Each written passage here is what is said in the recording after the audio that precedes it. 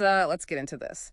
We've got some really challenging source material today centered on this theory, the systemic invalidity doctrine, SID for short. Right. And our goal here is really just to unpack the thinking behind it, the science, and well, the legal arguments.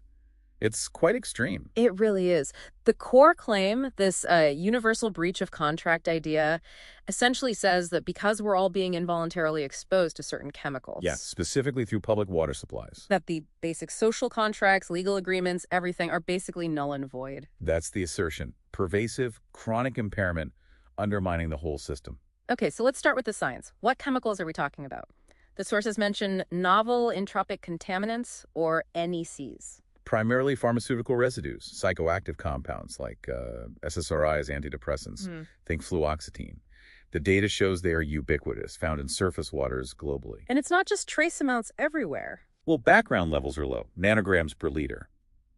But near specific point sources, like pharmaceutical manufacturing facilities, the concentrations can be 10, even up to 1,000 times higher. Wow. Okay. So it's definitely getting into the system. Systemically, yes. Yeah. That's the point. If you're on public water, you're likely getting some level of chronic exposure. But here's the kicker. Scientifically, right, the argument isn't just that they're present, but that they're active even at these incredibly low doses. Exactly. There are experiments cited, like exposing stream life to just 20 nanograms per liter of fluoxetine. That's a typical concentration found in many places. And what happens? You see real effects, things like suppressed algal growth, changes in how aquatic invertebrates emerge. It clearly shows biological activity. So if it's active in a stream ecosystem at those levels, the question becomes, what's the cumulative effect on us, on human neurochemistry over years? Precisely. And that leads to this concept the SID proposes, the bioaccumulation plateau. Okay, what's that? It's not about getting acutely high or intoxicated in the usual sense. It's that chronic low-dose exposure chemically pushes your baseline neurochemistry to a new, altered state. Sort of embedding the effects structurally. Yes. Changes in stress responses, even changes in gene expression related to things like myelination have been observed in studies. The sources call this altered state pharmaceutical cognitive dissonance, or PCD. Right, PCD. So if our baseline brain function is chemically altered involuntarily, how does that translate legally? That seems like the next big leap. It's a direct translation in the SID framework. They argue this constant, non-consensual ingestion of psychoactive substances legally constitutes involuntary intoxication. Which normally negates capacity, right? Correct. The SID posits this creates a rebuttable presumption of incapacity across the entire population exposed.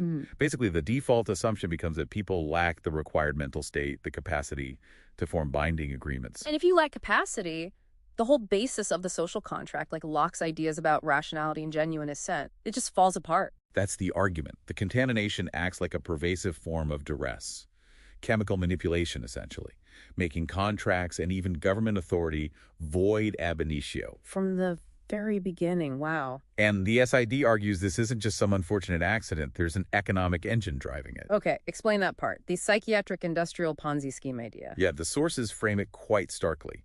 They point to the huge economic burden of mental illness, citing figures like $282 billion annually in the U.S. alone. And the claim is that cost is the profit. The SID claims that this cost represents the operational profit margin for the industries involved. Maintaining the status quo, the contamination is economically incentivized. And they back this up with lobbying numbers versus cleanup costs. Right. They point to billions, like over $4.7 billion spent by the pharma industry on lobbying between 1999 and 2018, arguably to avoid stricter regulations and cleanup costs. Compared to the cost of actually fixing it, like removing PFAS, just one type of contaminant in one state costing potentially $14 to $28 billion. Exactly. It highlights the massive financial incentive to avoid purification, to externalize that cost onto, well, the public's cognitive function, according to the SID. Which leads to their proposed solution, the demand for absolute purity. Yes, the RL0 axiom of purity. It demands a maximum contaminant level, an MCL, of 0 for psychoactive compounds in water, a complete rejection of current standards based on feasibility or acceptable risk. Non-negotiable purity. Okay, so bringing it all together, the final really provocative thought here is about the legitimacy of everything built under this alleged state of PCD. If judges, lawmakers, engineers, coding, AI, bankers, If everyone's cognitive baseline has been subtly altered for decades. Then the SID argues their decisions, the laws they pass, the systems they built are all potentially ultra-virus beyond their legitimate power. That's the conclusion it drives towards, Yep. and it leads to this radical final step in the source material. What happens then? What does it demand? It demands you consider the nullification of everything established under that compromised state. We're talking systemic debt, financial contracts, even academic degrees, all potentially void. That's the unsettling question the SID leaves you with.